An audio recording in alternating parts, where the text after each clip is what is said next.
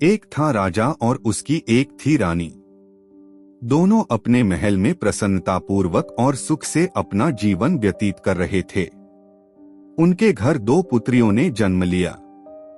दोनों अपनी पुत्रियों को बहुत प्यार किया करते थे। एक दिन रानी ने देखा कि एक चिड़े की चिड़िया मर गई है और चिड़िया के बच्चे भूख से तड़पने लगे हैं। कुछ दिनों बाद वह चिड़ा अपने घर पर एक और चिड़ा ले आया। उस चिड़िया ने पहली चिड़िया के बच्चों को झाड़ियों में फेंक दिया, जिस कारण उन्हें काफी तीखे जख्म हो गए, जिनसे एक दिन उनकी मृत्यु हो गई। यह देखकर रानी के हृदय में यह विचार आया कि भगवान न करे मेरे मरने के बाद कभी मेरे बच्चों का भी ऐसा ही हाल न हो जाए। रानी को अब इसी बात की बड़ी चिंता रहने लगी।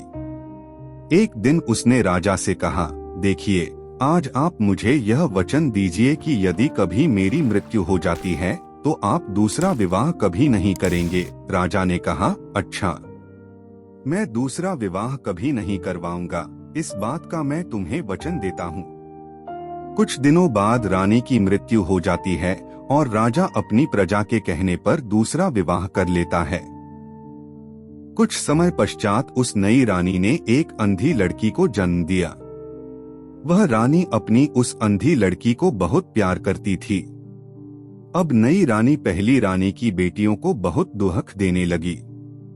इसके विपरीत नई रानी अपनी कोखजाई अंधी लड़की को हमेशा अपने साथ रखती और उसे सदैव विभिन्न प्रकार के व्यंजन खिलाती थी।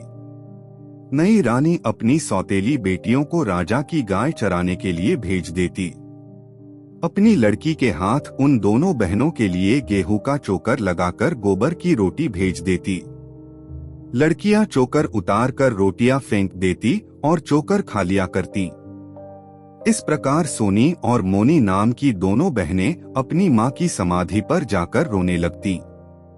एक दिन माँ की समाधि में से यह आवाज आई, बेटियों, देखो, तुम किसी गाय को पकड़कर उसका दूध पी लिया करो। उन दोनों बहनों ने माँ की आज्ञा का पालन करते हुए उसी तरह से गाय का दूध पीना आरंभ कर दिया।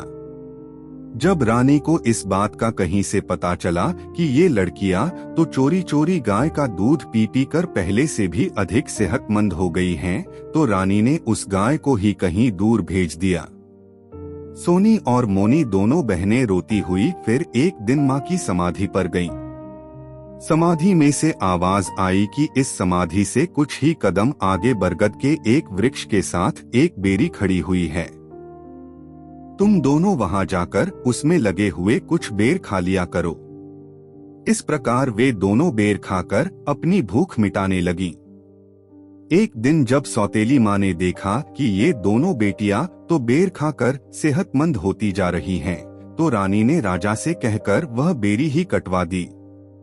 रानी ने राजा से यह भी कहा कि मैं तभी जीवित रहूंगी यदि आप इन दोनों लड़कियों को जाकर यहाँ से कहीं दूर छोड़ आओ। राजा ने रानी की बात मान ली और वह सोनी और मोनी से कहने लगा, चलो मैं तुम्हें तुम्हारे ननिहाल छोड़ आता हूँ। दोनों लड़कियां अपने पिता की बात मान गईं और उसके साथ चल पड़ी। राजा उन दोनों को लेकर जंगल की ओर चल पड़ा। बहुत दूर जाकर राजा उनसे कहने लगा कि मैं दीर्घ शंका से निवृत्त होकर अभी आता हूँ। तब तक तुम धीरे धीरे इसी मार्ग पर आगे चलती रहो। लड़कियों को आगे चलने के लिए कहकर राजा एक कुएं के ऊपर दुपट्टा लटका कर चला गया। दोनों लड़कियां बहुत देर तक व्यर्थ ही अपने पिता की प्रतीक्षा करती रहीं, परंतु राजा न आया। अब वे अपने पिता को खोजने लग गई। एक स्थान पर दुपट्टा लटका हुआ देखकर उन्होंने सोचा कि हो न हो यहीं पर हमारे पिताजी हैं, परंतु जब उन्होंने दुपट्टा उठाया तो देखा कि राजा वहां पर नहीं था। वे दोनों रोती हुई जंगल में एक बंदरिया के घर चली गई। उस बंदरिया के पास कुछ भैंसें थीं। उस बंदरिया ने सोचा कि ये लड़कियां तो मुझसे मेरी भैंसें छीनने के लिए ही आई लगती हैं। यही सोचकर उस बंदरिया ने उन दोनों लड़कियों से झगड़ा कर लिया। लड़कियां ताकतवर थीं, इसलिए उन्होंने बंदरिया को मार भगाया और उसकी भैंसों को स्वयं संभाल लिया। इस प्रकार ये दोनों बहनें आपस में मिलजुल कर अपना गुजारा करने लगीं। यदि छोटी बहन मोनी भैंसे चराने के लिए ले जाती थी तो बड़ी बहन सोनी उसके पीछे घर संभालती थी। एक दिन किसी देश का राजकुमार शिकार खेलते हुए उस जंगल में आया और उसकी भेंट सोनी से हुई। राजकुमार ने सोनी से पूछा कि क्या तुम मुझसे विवाह करोगी? सोनी ने कहा कि मेरी बहन मोनी भैंसे चराने के लिए गई है, मेरे जाने के बाद यहाँ वह बिल्कुल अकेली ही रह जाएगी।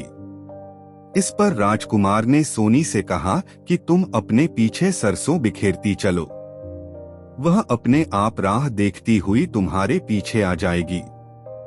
इस प्रकार राजकुमार ने सोनी को अपनी रानी बना लिया। उधर मोनी सरसों के पीछे पीछे आने लगी तो मार्ग में राजकुमार के दूतों ने उसे उठाकर किसी जंगल में बांध दिया।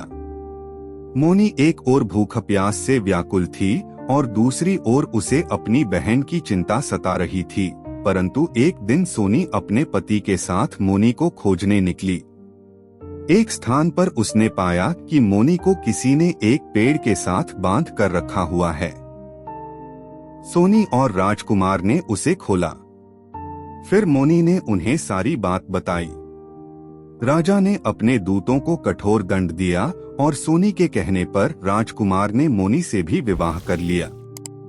अब मोनी भी राजकुमार की रानी बन गई। अब दोनों बहनें सुख शांति पूर्वक रहने लगीं।